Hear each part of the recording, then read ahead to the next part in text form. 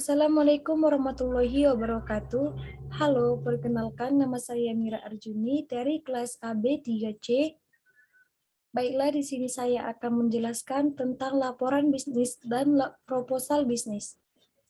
Yang pertama, pengertian laporan bisnis. Apa itu laporan bisnis?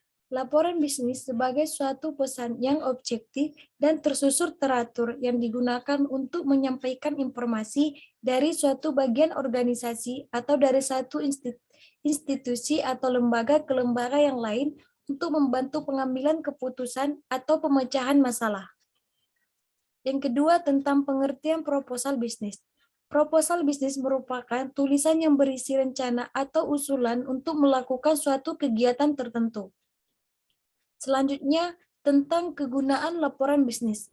Kegunaan laporan bisnis ini dapat dibagi menjadi 6 bagian. Yang pertama, untuk memonitor. Yang kedua, membantu mengimplementasi kebijakan dan prosedur. Yang ketiga, memenuhi persyaratan hukum dan peraturan. Yang keempat, mendokumentasi presentasi kerja. Yang kelima, pedoman dalam pengambilan keputusan. Dan yang terakhir, memperoleh bisnis dan perdana. Selanjutnya tentang jenis-jenis laporan bisnis. Yang pertama berdasarkan fungsinya, yaitu laporan informasi dan laporan analitikal.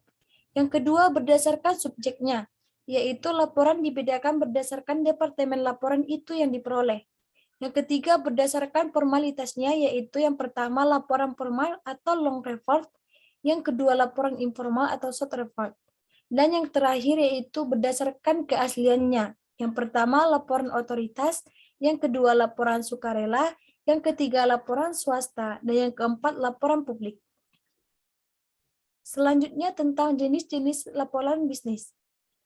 Yang pertama berdasarkan frekuensinya, yaitu laporan berkala atau periodic report, yang kedua laporan khusus atau special report, yang kedua berdasarkan penampilannya, yaitu laporan memorandum, laporan surat, laporan dalam bentuk cetakan. Yang ketiga berdasarkan pelaksanaan proyek, yaitu yang pertama laporan pendahuluan, yang kedua laporan perkembangan, dan yang ketiga laporan akhir. Yang keempat berdasarkan pelaksanaan pertemuan, dibagi menjadi 4, yang pertama agenda, yang kedua resolusi, yang ketiga notulen, dan yang keempat laporan pertemuan. Selanjutnya tentang syarat laporan yang baik, dapat dibagi menjadi 3. Yang pertama, informasi yang akurat.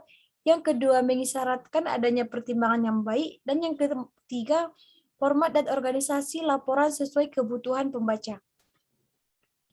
Selanjutnya, tentang perencanaan laporan dan proposal bisnis, dapat dibagi menjadi 6 kelompok. Yang pertama, definisikan masalah, tujuan, dan ruang lingkup. Yang kedua, analisis audiens. Yang ketiga, menentukan ide atau gagasan. Yang keempat, mengumpulkan bahan yang diperlukan. Yang kelima, menganalisis dan menafsirkan data. Dan yang keenam, mengorganisasikan data dan mempersiapkan outline akhir. Selanjutnya tentang pengorganisasian laporan dan proposal. Dapat dibagi menjadi 3. Yang pertama, cara menyusun tubuh laporan dan proposal. Yang kedua, cara menyusun teks laporan dan proposal. Dan yang ketiga, metode outline. Cara menyusun tubuh laporan dan proposal ini dapat dibagi menjadi 2. Yang pertama, pendekatan deduktif. Kedua, pendekatan induktif. Dan yang kedua ini, cara menyusun teks laporan dan proposal dapat dibagi menjadi 8 bagian. Yang pertama, membuat topik-topik atau kriteria. Yang kedua, menyusun urutan suatu peristiwa. Yang ketiga, mendistribusikan lokasi atau tempat. Yang keempat, menjelaskan suatu proses atau prosedur. Yang kelima, menyusun urutan tingkat kepentingan secara alfabet. Yang keenam, menyusun urutan tingkat familiaritas. Yang keenam, menyusun sumber-sumber yang digunakan. Dan yang ketujuh, pemecahan masalah. Selanjutnya tentang bagian pokok laporan proposal. Bagian pokok laporan dan proposal ini dapat dibagi menjadi 3 bagian. Yang pertama tentang pendahuluan, yang kedua tubuh dan isi atau body and text, dan yang ketiga tentang penutup. Selanjutnya penulisan laporan singkat. Secara umum, laporan singkat dalam dunia bisnis jarang dilengkapi dengan preliminary funds atau seperti halaman judul, surat pengantar, daftar isi, dan rangkuman atau abstrak. Oleh karena itu, hanya terdiri atas 1 atau 2 halaman. Laporan singkat lebih menekankan pada bodi atau tubuh suatu laporan yang mencakup pembukaan, hasil, temuan, bahasan, dan penutup. Selanjutnya tentang pemanfaatan dukungan visual dalam laporan dan proposal bisnis.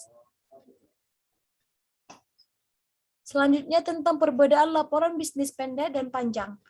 Yang pertama tentang laporan pendek ini dapat dibagi menjadi 3, yaitu yang pertama hanya terdiri dari 1-5 halaman, yang kedua jarang dilengkapi kata pengantar, daftar isi, dan abstrak, dan yang ketiga lebih menekankan pada isi laporan. Yang kedua tentang laporan panjang juga dapat dibagi menjadi 3, yang pertama yaitu jumlah lebih banyak dari laporan pendek, yang kedua menggunakan kata pengantar, daftar isi, dan abstrak, dan yang ketiga lebih menekankan pada perumusan masalah, outline, rencana kerja, penelitian, dan analisis data. Selanjutnya tentang membuat proposal pendek dan panjang. Proposal pendek ini dapat dibagi menjadi 6 kelompok. Yang pertama tentang pendahuluan, yang kedua latar belakang, yang ketiga rencana dan jadwal, yang keempat penetapan staf, dan yang kelima anggaran, serta yang terakhir tentang permintaan persetujuan. Selanjutnya tentang proposal panjang dapat dibagi menjadi 5 bagian. Yang pertama tentang latar belakang, yang kedua aspek pemasaran, yang ketiga aspek produksi, yang keempat aspek organisasi dan sumber daya manusia, dan yang keenam adalah aspek keuangan. Mungkin cukup sekian yang dapat saya sampaikan. Jika ada kata saya yang salah, saya mohon maaf. Assalamualaikum warahmatullahi wabarakatuh.